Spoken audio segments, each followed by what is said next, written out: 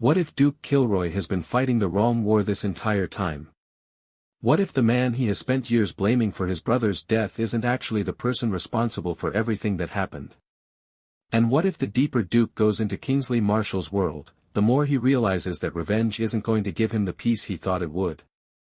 Because after everything we witnessed in the opening episodes of Fightland, Duke's mission is becoming much bigger, and much more dangerous, than simply getting revenge on Kingsley.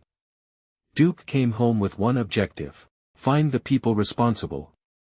And make Kingsley Marshall pay. But there is one problem. Duke is no longer simply hunting Kingsley. He's becoming part of the very world he wants to destroy. And that could be his biggest mistake. Episode 3 is titled, No Innocence, and that title could be one of the biggest clues about where this story is heading. Because in Fightland, almost nobody is innocent. Not Duke. Not Kingsley. Not Joy. Not the Marshall children. Not Lazaro. And perhaps most importantly, Duke himself may eventually have to confront the fact that his revenge has already turned him into the kind of man he hates. Today, we're breaking down everything Episode 3 could reveal about Duke, Kingsley, Joy, Lazaro, and the Marshall family. We're going to examine the biggest clues from Episode 2. We're going to talk about why Duke may be fighting the wrong enemy. We're going to break down what Lazaro's involvement means. And we're going to look at the biggest possible twist of the episode: what if Duke's revenge is being manipulated from the beginning? So if you're ready, let's get into Fightland Season 1 Episode 3. Because Duke's war is about to become personal. Before we talk about Episode 3, we have to understand Duke. Duke Kilroy isn't simply an angry man. He's a man who lost almost everything. He was a champion boxer. He had fame. He had a future. He had his brother Calvin. And he had a complicated history with Joy.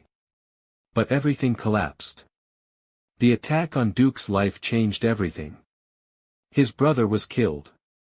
Duke ended up in prison. And years passed. 8 years. 8 years is a long time to sit with anger. And that's what makes Duke dangerous.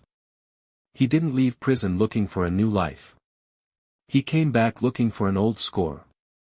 The official premise of the series describes Duke as a former champion boxer who returns to London seeking vengeance against the man he believes took everything from him. Duke ended up in prison. And years passed. 8 years. 8 years is a long time to sit with anger. And that's what makes Duke dangerous.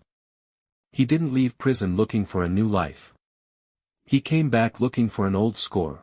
The official premise of the series describes Duke as a former champion boxer who returns to London seeking vengeance against the man he believes took everything from him. Everyone has secrets. Everyone has motives. Everyone is protecting something. And that means Duke may not have the complete story. This is why the title, No Innocence, is so important. Because if nobody is innocent, then Duke cannot simply divide the world into good people and bad people. He may eventually discover that the people he trusted were lying. He may discover that the people he hates were not responsible for everything he thought they were. And he may discover that his own decisions contributed to the tragedy. That would completely change Duke's revenge story. Because revenge is easy when you believe you're the victim. It's much harder when you discover that you were also part of the problem. Look at what Duke has already done. He returned to London. He re-entered the world surrounding the Marshall family. He began taking risks. He started making moves outside the boxing world. And he is increasingly willing to use violence to get what he wants. That's important. Because Duke isn't just fighting with his fists anymore. He's fighting strategically. He's stealing. He's manipulating. He's killing when necessary. And he's entering the drug operation connected to the Marshall Empire. This creates a fascinating contradiction. Duke believes he's destroying Kingsley's world. But in order to destroy it, he has to become part of it. And that is where Episode 3 could become extremely dangerous for him. Because once you enter a criminal organization, you don't control everything. You become exposed. You become vulnerable. And people start watching you.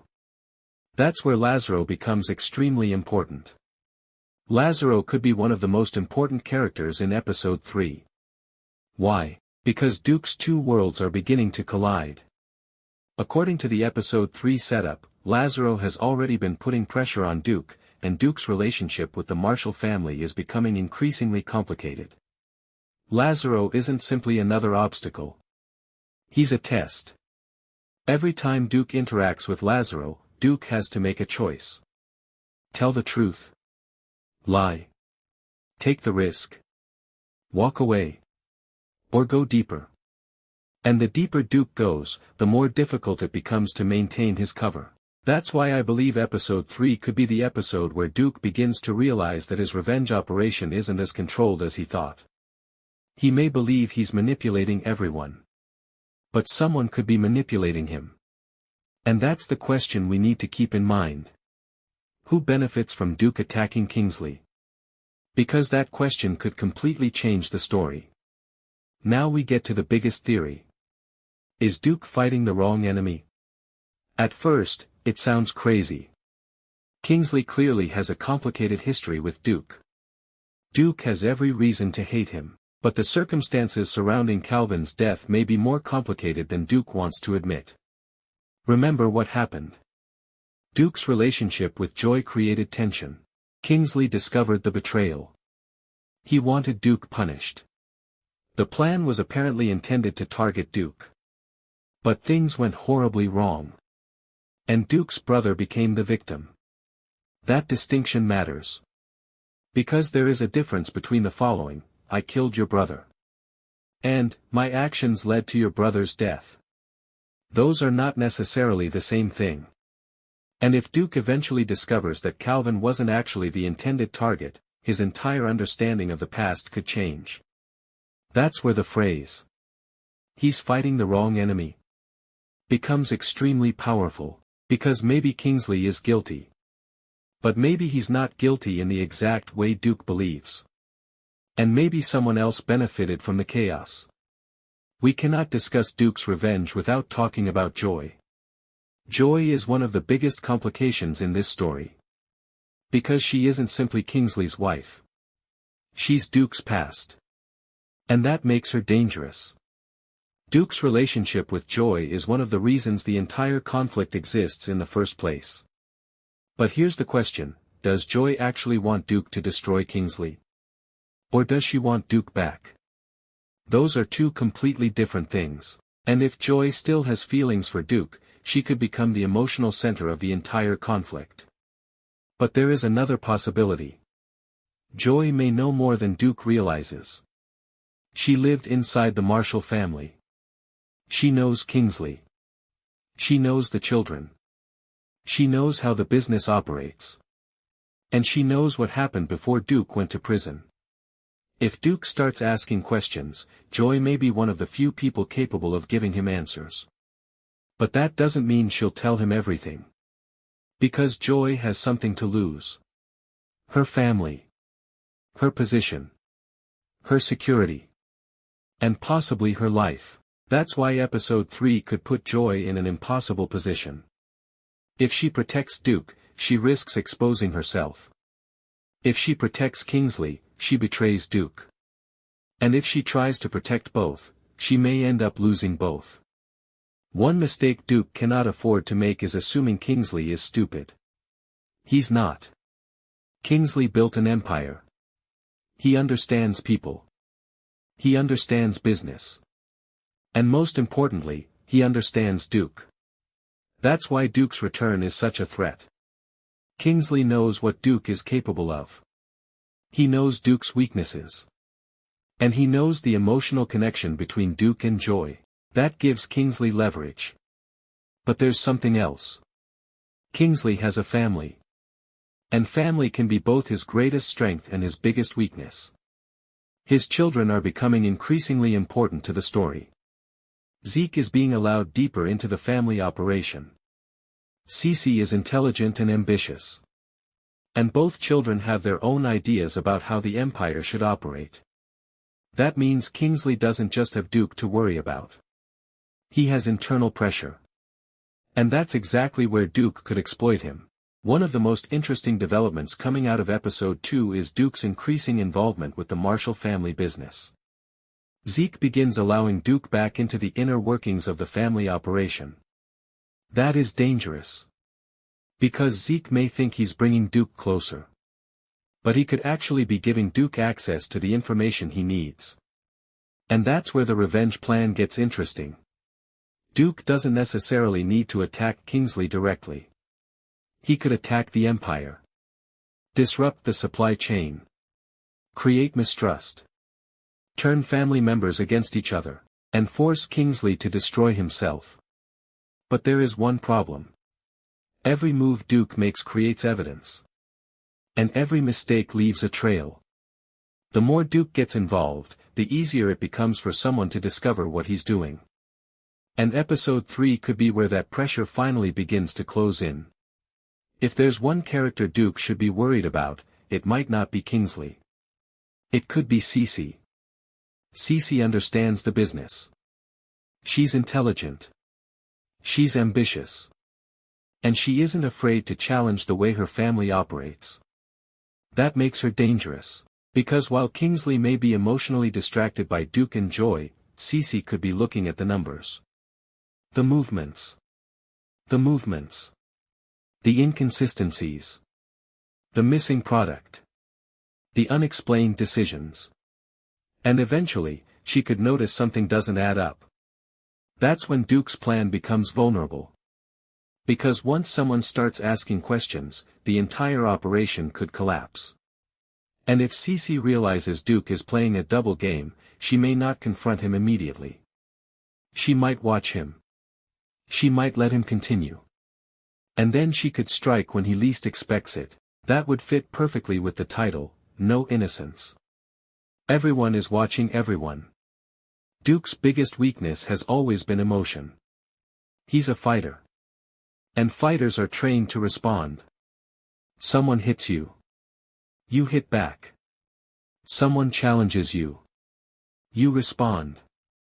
But revenge requires patience. And Duke is running out of patience. That's dangerous.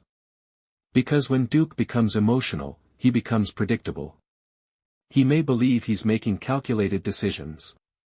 But someone who understands him can anticipate his reactions. Kingsley knows this. Joy knows this. Lazaro may eventually learn this. And that's why Duke could walk straight into a trap. Imagine this. Duke receives information about Kingsley. He believes he has finally found an opportunity to strike. He acts. But the information was deliberately planted. Duke walks into the trap. And suddenly, instead of hunting Kingsley, Duke becomes the hunted. That would be the perfect turning point for episode 3. Now let's talk about the episode title. No Innocence. This isn't just a cool title. It could be a statement about the entire show.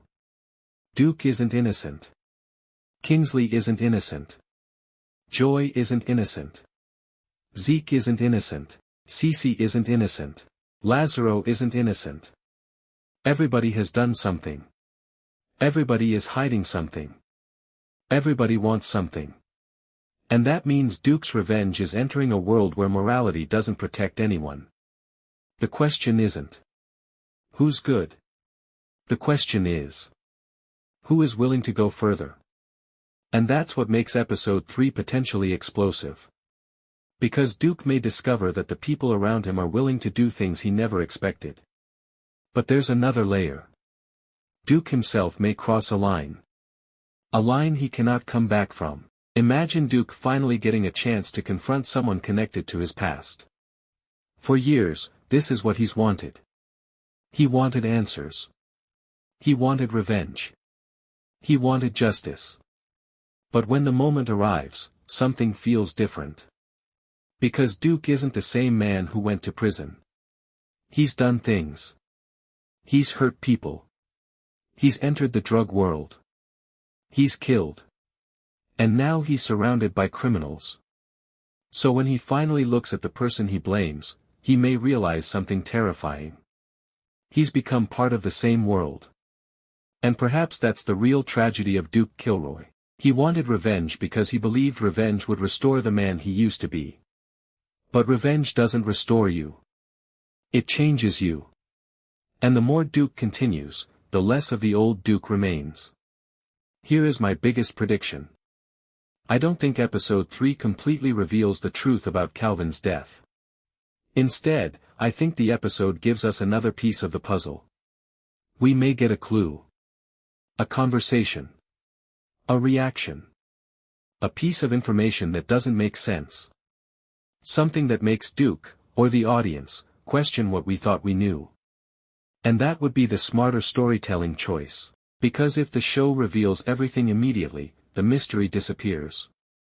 But if episode 3 gives us one major clue, then the revenge story becomes a mystery. And suddenly, we're not just asking, will Duke kill Kingsley? We're asking, who actually caused all of this? That's a much bigger question. And if Duke discovers that Kingsley wasn't solely responsible, his entire revenge mission could collapse. So where does that leave Duke? He's trapped between two worlds. On one side, he wants revenge. On the other, he's becoming involved with the very organization he wants to destroy. Lazaro is increasing the pressure. The Marshall family is becoming suspicious. Joy remains emotionally connected to him. And Duke is getting closer to information that could completely change his understanding of the past. But the biggest danger isn't Kingsley. It's Duke himself. Because every decision he makes brings him closer to the point of no return. And eventually, Duke is going to have to choose. Revenge, or survival. And that brings us to the biggest question heading into Fightland Season 1 Episode 3. Is Duke actually fighting the wrong enemy? Maybe Kingsley is guilty. Maybe Kingsley isn't the entire story.